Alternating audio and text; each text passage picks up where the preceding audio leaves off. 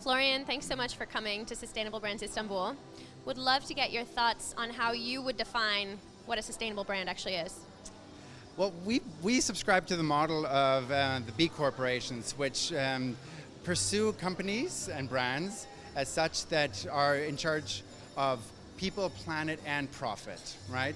Moreover, we find in the work that we do with corporations that if you really think about it, the role of a corporation is to meet a human need and find a brand, a purpose, in how to deal with that human need, in addressing that human need. So what we try to do is help companies find this purpose within their brands, within the products and services that they have, and thereby create a long cycle of prosperity for the organization that will make the products, the services, the environment they operate in, how they affect their stakeholders, sustainable over time. Thank you. So there's certainly a lot of challenges in managing that transition. What would you say are among the biggest obstacles that companies you've worked with or brands you've worked with have faced in managing a transition to a more long-term vision and sustainable economy?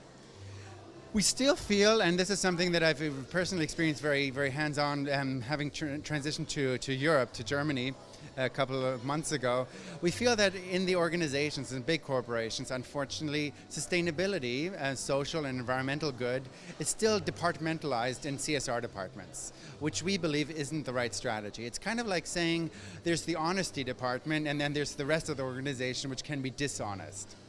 We feel that for sustainability to really work well, it has to be integrated throughout the organization. There have to be initiatives in all departments of the organization, from R&D, innovation, marketing, communications, finance, HR, you name it.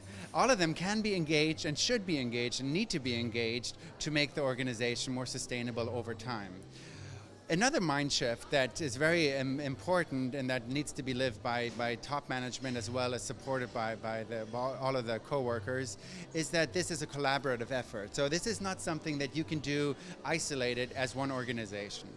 To really address these big challenges that we're facing that have been so well portrayed in the presentations here today, we need to join forces.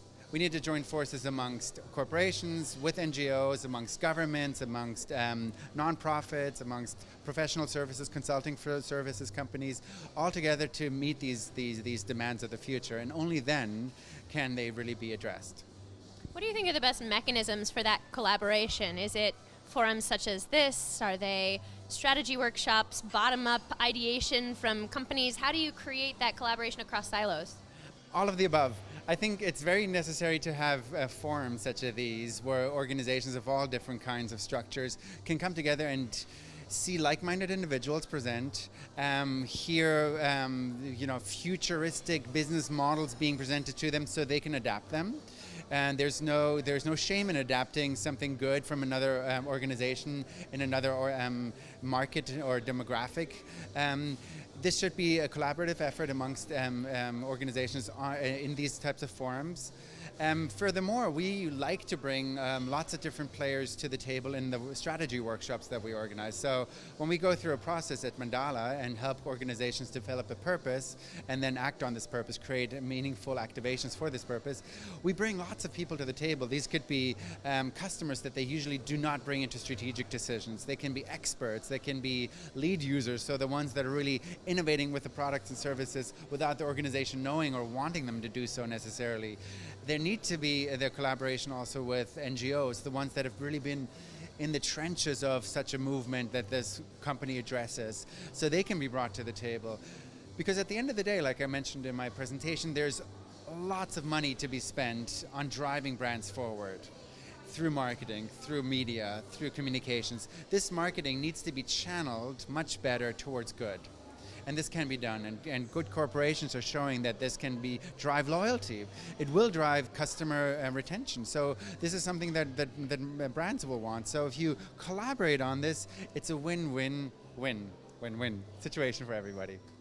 So you had mentioned in your talk that companies are starting to think more systemically about their impact in the world. What has been a catalyst, or what have been catalysts for that shift in thinking, and are there certain industries or leading companies where you've seen that particularly be the case? I think, I mean, some of the catalysts are the trends that we presented today. So trends such as digitization, which gives people access to all this information at the fingertips. People sharing information much more readily. Blogging, Facebooking, putting up videos about what they think of organizations. Thereby this dialogue has really led to a systemic change. Furthermore, the change in demographics, the millennial generation that have come through the organizations have really pushed management to look at solutions to build organizations that are meaningful. So we feel there are lots of trends at play here, lots of and different systemic changes.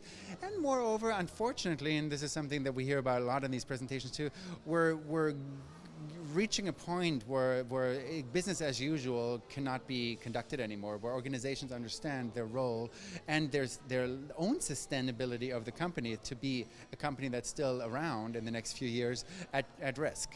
So they need to come up with solutions. And to your question, who are the protagonists? I think startups oftentimes are the ones that have really launched the foray. I've mentioned Tom's Shoes, startup with a business purpose business. A lot of the disruptive digital business models are showing them how it should be done.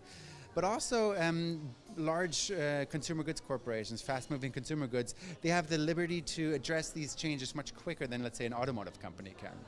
But I think everybody has the ability to do it. Congratulations on being a B Corp. Yeah. What's the purpose that you have? How do you explain why you do what you do? Yeah.